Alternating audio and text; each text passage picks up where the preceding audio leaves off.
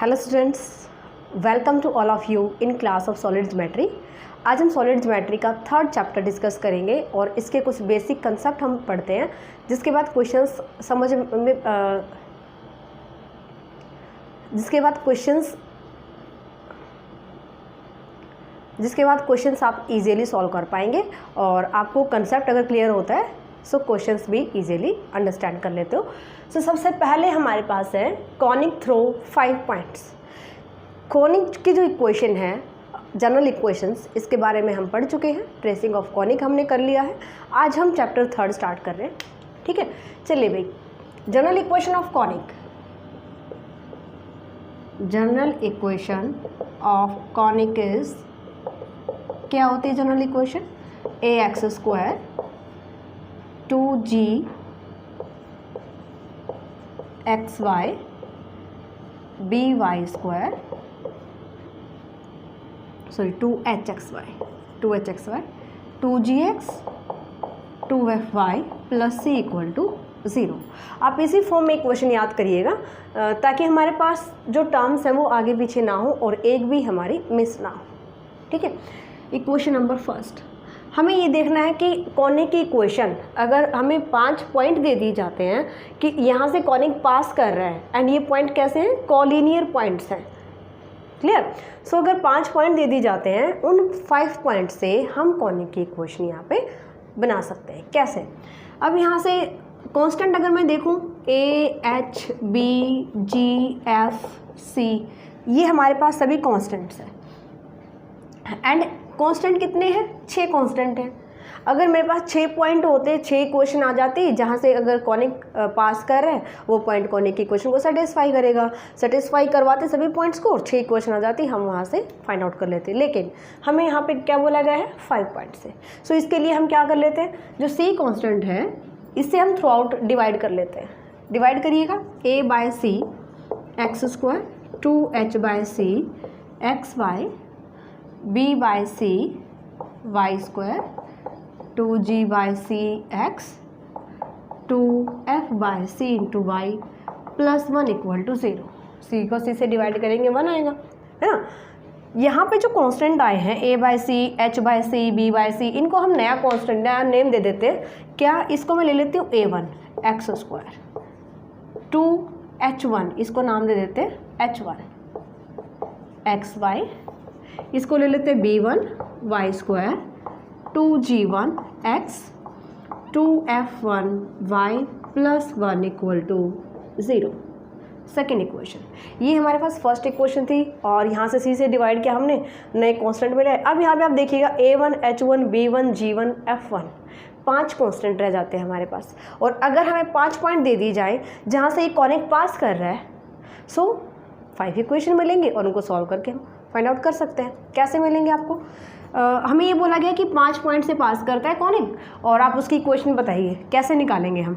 आपको न्यूमेरिकली ऐसे ही करना है कि कॉनिक की इक्वेशन आप यहाँ पे लेके चलिएगा और 5 पॉइंट मान लेते हैं कि x1 y1 x2 y2 x3 y3 x4 y4 and x5 y5 be any 5 collinear points, ठीक है। अगर हमें 5 पॉइंट दे दिए जाते हैं तो इक्वेशन को सेटिस्फाई करेंगे। अगर इक्वेशन सेकेंड कॉनिक अगर पास कर रहे हैं तो सो यहाँ से क्या आ जाएगा?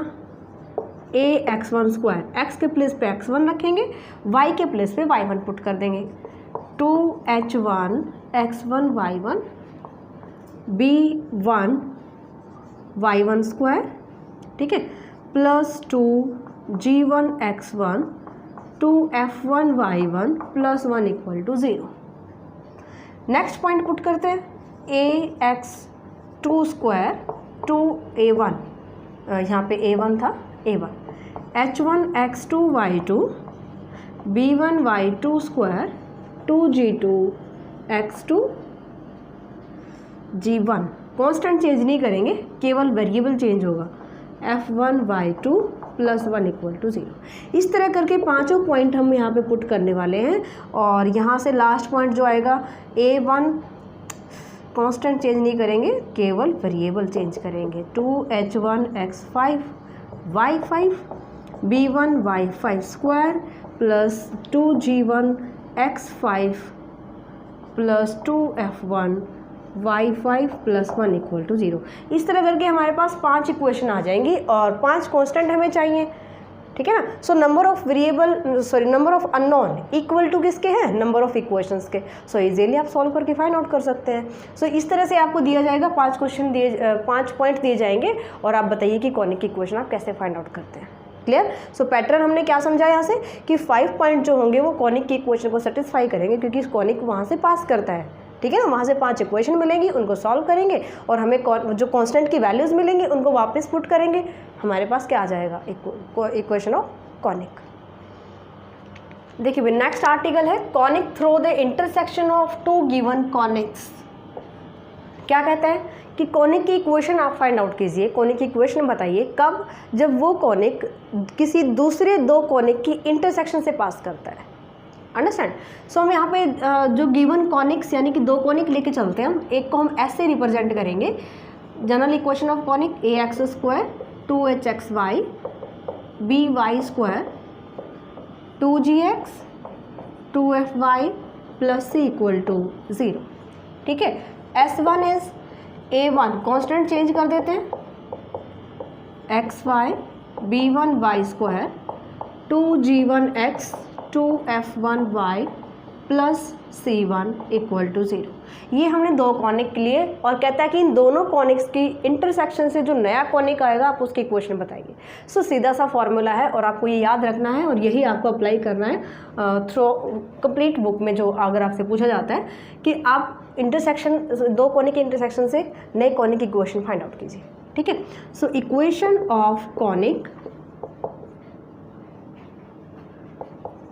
थ्रू जो पास करता है किससे, intersection of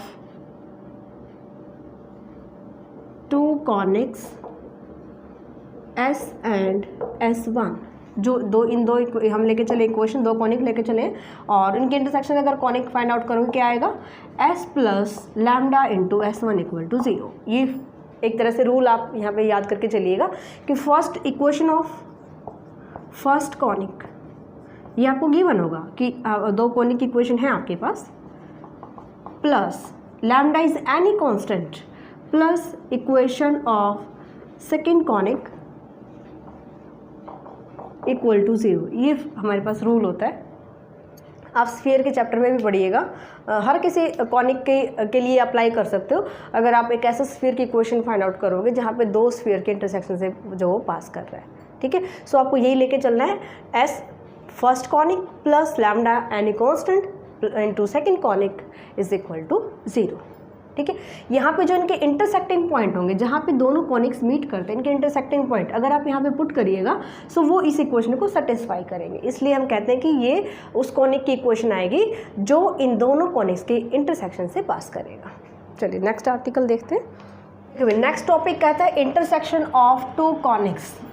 most important and very interesting topic है ये। सबसे पहले हमें ये पता होना चाहिए कि अगर 2 कॉनिक इंटरसेक्ट करते हैं सो कितने पॉइंट पे इंटरसेक्ट करते हैं, ठीक है। हमारे पास 2 कॉनिक की इक्वेशन जो अभी हमने ली थी, s is equal to ax square 2hxy by square 2gx 2fy plus c equal to 0। Second conic की equation a1x square 2h1xy b1y square 2g1x 2f1y plus c1 equal to 0, ठीक है। सो हमने 2 कॉनिक की इक्वेशन ली, यहाँ से हमें देखना है कि ये कितने पॉइंट पे इंटरसेक्ट करता है। क्या करेंगे हम, दोनों इक्वेशन से सबसे पहले x को एलिमिनेट कीजिए, एलिमिनेट x को एलिमिनेट जैसे आप करिएगा, मान लीजिए कि एक इक्वेशन से हम x की वैल्यू फाइंड आउट कर लेते हैं और वो किस में आएगी, y में आएगी, और उसको हम पुट करेंगे फर्स्ट इक्वेशन में।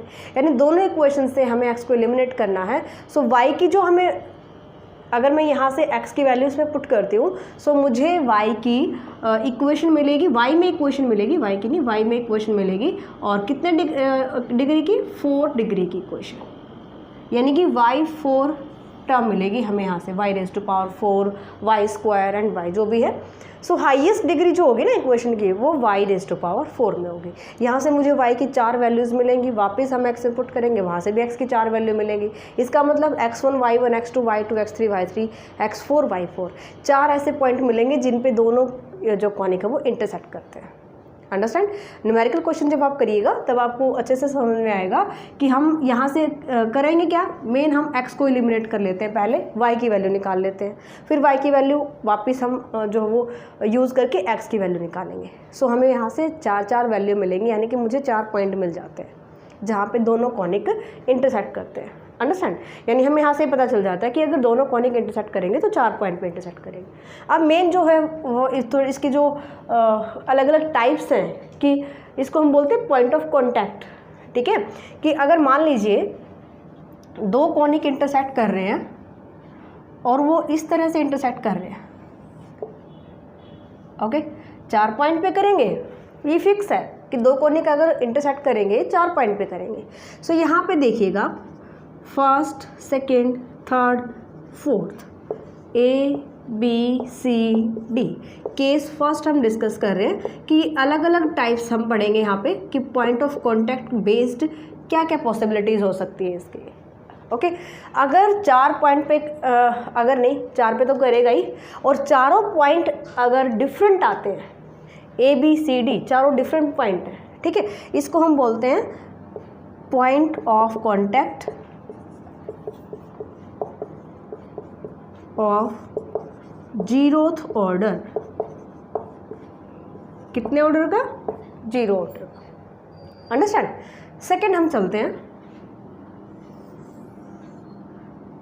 हमने कुछ इस टाइप से लिया कि 2 कॉनिक हमारे पास इस तरह से S और S1 इस टाइप से जो वो इंटरसेक्ट कर रहे हैं। अब हमें ये पता है कि 2 कॉनिक इंटरसेक्ट करेंगे तो 4 पॉइंट डेफिनेटली बनेंगे, बट यहाँ पे आप देख लीजिए A point, B point, C point, fourth कहाँ गया? फोर्थ वापस से यहीं पे, यानी कि इस इंटरसेक्शन में ना 2 पॉइंट कंसाइड कर रहे हैं, एक ही पॉइंट पे एक ही प्लेस पे 2 पॉइंट आएंगे। अंडरस्टैंड?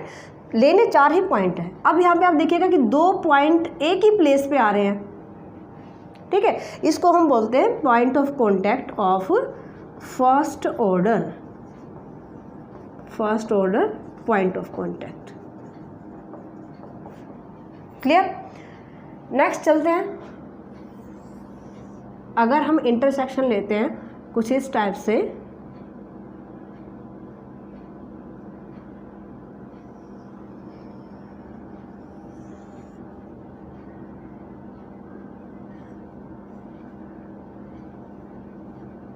कुछ ये ले लेते हैं हम, ठीक है, ऐसा ले लेते हैं हम। यहाँ पे क्या कहता है कि 4 पॉइंट में से 3 पॉइंट एक ही पॉइंट पे आ जाएं, यानी कि बिल्कुल सेम हो, कंसाइड करें। 3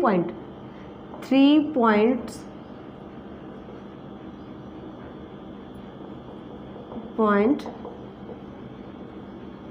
कंसाइड आउट ऑफ 4 पॉइंट्स, ठीक है, यानी कि A B C and D 3 point यहाँ पे ही आए और 4th पॉइंट डिफरेंट हो, या फिर आप यहाँ पे A B C और D यहाँ लिख सकते हो, कोई फ़र्क नहीं पड़ता। कहने का क्या मतलब है कि एक ही पॉइंट पे कंसाइड करने चाहिए 3 पॉइंट, और एक पॉइंट डिफरेंट है, उसको हम बोलेंगे सेकंड ऑर्डर, थर्ड नहीं second order point of contact.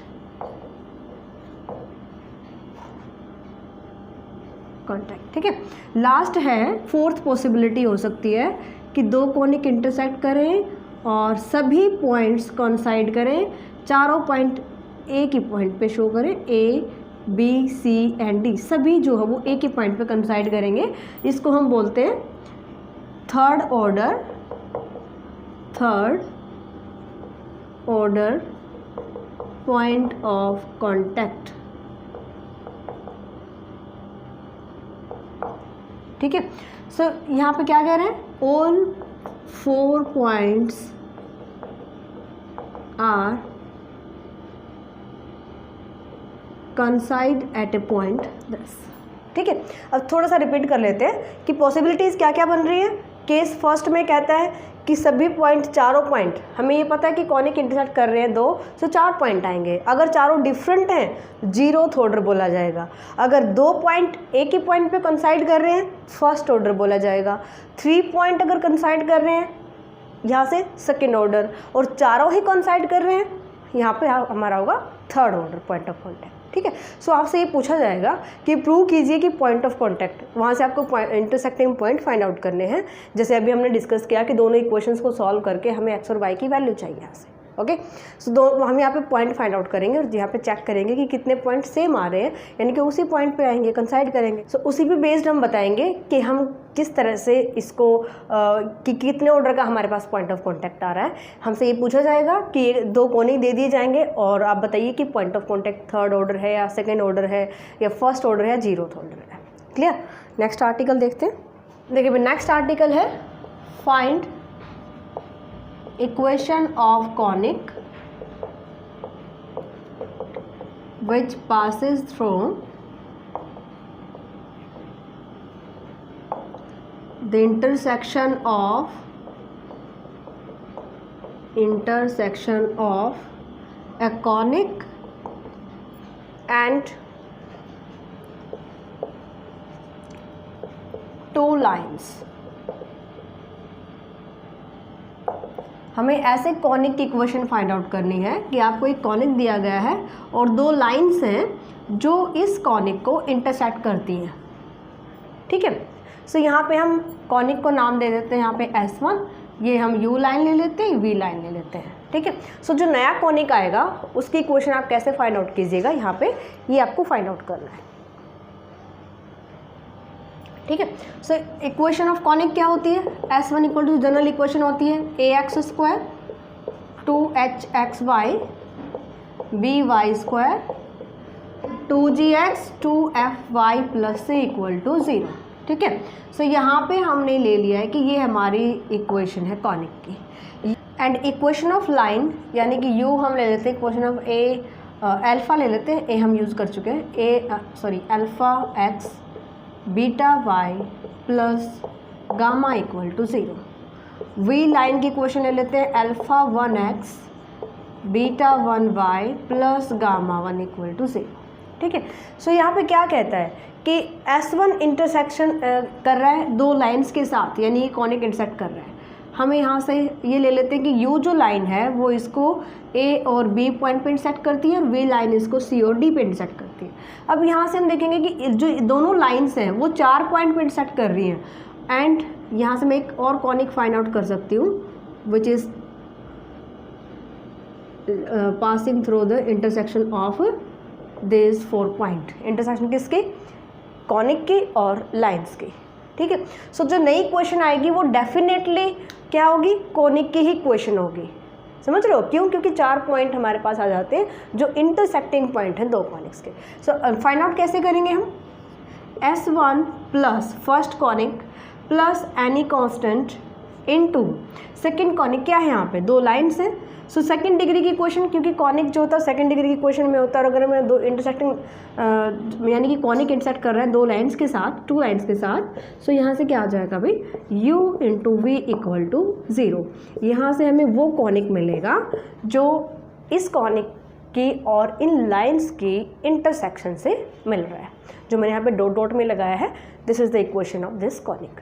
Next last concept है डबल कॉन्टैक्ट।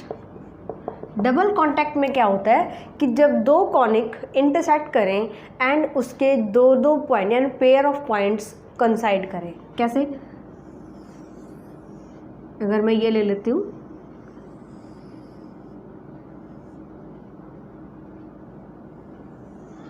दिस इस टाइप से अगर आप देखिएगा, सो यहाँ पे 2 पॉइंट कंसाइड, क्योंकि 2 कॉनिक अगर इंटरसेक्ट कर रहे हैं तो डेफिनेटली 4 पॉइंट आने चाहिए, है ना। इसका मतलब क्या हुआ कि A B एक B यहाँ पे ले लेते हैं, B C और D 4 पॉइंट, 2-2 पॉइंट कंसाइड करेंगे तभी तो 4 बनेंगे, हमें 4 तो डेफिनेटली बनाने हैं, ठीक है। सो डबल कॉन्टैक्ट हम इसको कहेंगे जब 2-2 पॉइंट जब वो कंसाइड करेंगे। देखिए हमने पॉइंट ऑफ जो पॉसिबिलिटीज़ पढ़ी थी इससे पहले वाला आर्टिकल, वहाँ पे हमने पढ़ा था कि अगर चारों पॉइंट इंटरसेक्टिंग चारों पॉइंट अगर डिफरेंट आते हैं,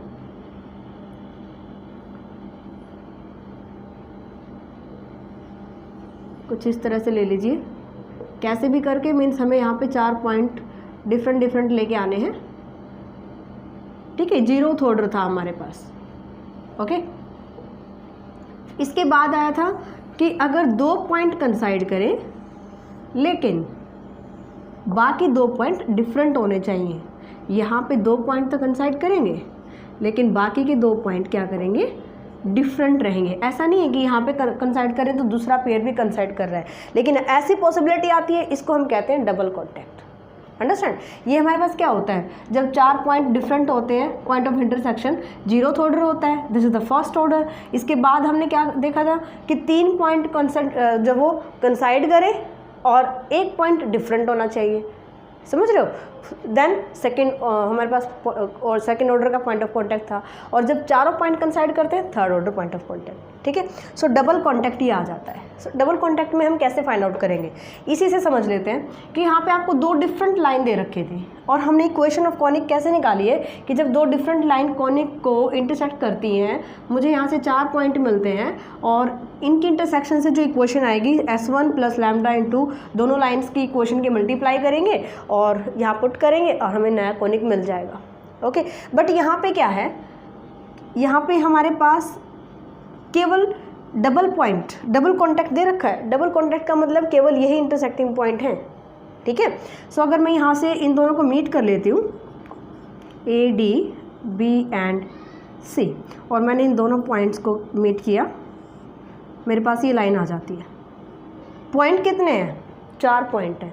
इसका क्या मतलब हुआ कि जो U और V लाइन्स थी वो सेम लाइन आ जाएगी, U = 0 V = 0, मीन्स ये लाइन भी कंसाइड करेंगी। इसी के ऊपर हमारे पास क्या है, ये जो ये यहाँ पे हमने U लाइन ड्रॉ की, यहाँ यहीं से हमारी V लाइन जाएगी, क्योंकि पॉइंट ऑफ कॉन्टैक्ट तो अभी भी 4 ही है ना। सो यहाँ से क्या करेंगे हम, S1 + लैम्डा × अगर हम ऐसे कॉनिक की इक्वेशन फाइंड आउट करें जो डबल कॉन्टैक्ट रखते हैं, डबल कॉन्टैक्ट हमें दिया जाए, सो हमें कैसे फाइंड आउट करना है। यहाँ पे तो सिर्फ मैंने एग्जांपल के लिए बताया था, मीन्स यहाँ पे आपको मिलेगा किस फॉर्म में, ये हमने लिया और लाइन इसको जो कट कर रही है U और = 0, यही लाइन यानी V लाइन भी इन्हीं पॉइंट पे से जा रही है। इसका मतलब जो हमने A और B पॉइंट लिया था, U लाइन इसको इंटरसेक्ट करेगी, C और D वो भी इन्हीं पॉइंट पे आ रहे हैं, तभी तो डबल कॉन्टैक्ट बना ना, ठीक है। सो यहाँ से अगर आप इक्वेशन निकालिएगा लैम्डा U × U, क्योंकि V और U सेम लाइन्स हैं, समझ रहे हो। सो V के प्लेस में हम U ही पुट करेंगे, सो S1 + लैम्डा × U² = 0, ये आ जाएगी कॉनिक की इक्वेशन जो इंटरसेक्शन कर रही है 2 लाइन्स यानी कि कंसाइड लाइन्स एंड कॉनिक के साथ। अंडरस्टैंड? सो हमें डायरेक्ट फॉर्मूला अप्लाई करना है। डिफरेंट लाइन है तो U × V करेंगे, अगर सेम लाइन है तो U² कर देंगे, मल्टीप्लाई तो उसके एक साथ करेंगे ना, ठीक है। सो इस तरह से आपसे पूछी जाएगी कि कॉनिक इक्वेशन निकालिए जब इंटरसेक्ट कर रही है 2 लाइन्स के साथ कॉनिक, या फिर जो कॉनिक इंटरसेक्ट कर रहा है एक लाइन के साथ, एक लाइन से करेगा, इसका मतलब हमारे पास 4 पॉइंट आने चाहिए, दूसरी लाइन भी वहीं से पास करेगी उन्हीं पॉइंट से। क्लियर? सो ये आपका बेसिक है। आप इस बेसिक को अगर अच्छे से समझ लेते हैं तो आप क्वेश्चन ईजी निकाल सकते हैं। इसको ट्राई कीजिए, मिलते हैं नेक्स्ट लेक्चर में।